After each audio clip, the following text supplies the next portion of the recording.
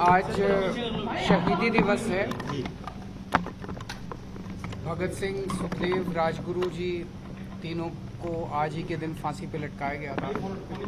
उन लोगों ने देश को आज़ाद कराने के लिए अपनी जान कुर्बान कर दी। सुप्रीम सैक्रिफाइस दिया उन्होंने देश को आज़ाद कराने के लिए। देश आज़ाद हुआ, एक संविधान बना। संविधान में जनता को सारी ताकत दी गई कि जनता अपनी सरकारें चुनेंगी और वो सरकारें जनता के सपनों को पूरा करेंगी। अभी पिछले कुछ दिनों से जो देखने को मिल रहा है वो एक तरह से शहीदों के बलिदान का अपमान है कि केंद्र की भारतीय जनता पार्टी सरकार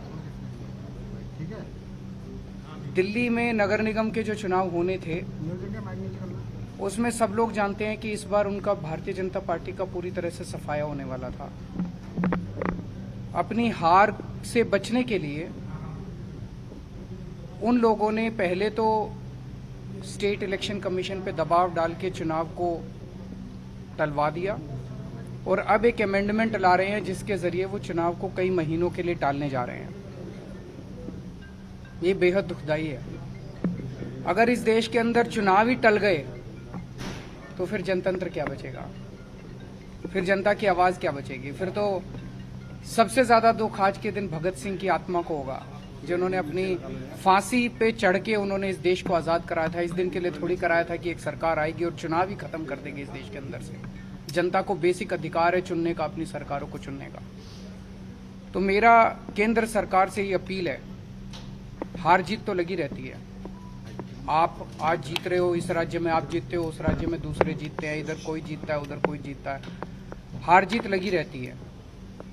एक छोटे से एमसीडी के चुनाव में अपनी हार से बचने के लिए इस देश के साथ खिलवाड़ मत करिए। इस देश के जो शहीद हुए उनकी शहादत के साथ खिलवाड़ मत करिए। देश के संविधान के साथ खिलवाड़ मत करिए।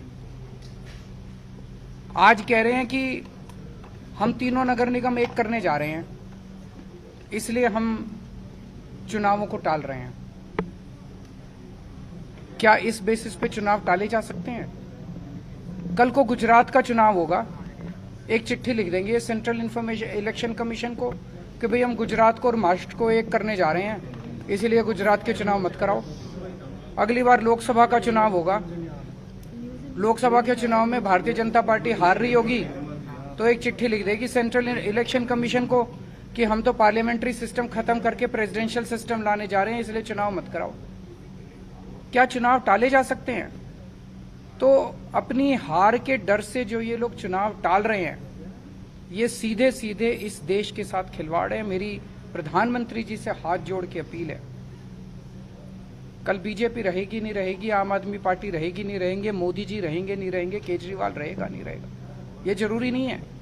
देश बचना चाहिए, देश के साथ खिलवाड़ मत करो। एक छोटे से चुनाव को जीतने के लिए आप इस देश की व्यवस्था के साथ खिलवाड़ कर रहे हैं, देश के साथ खिलवाड़ कर रहे हैं। ये क्या है? ये बिल्कुल मंजूर नहीं है। भारतीय जनता पार्टी कहती है हम दुनिया की सबसे बड़ी पार्टी हैं। अरे सबसे बड़ी पार्टी और दिल्ली की एक छोटी सी पार्टी से घबरा गए तुम?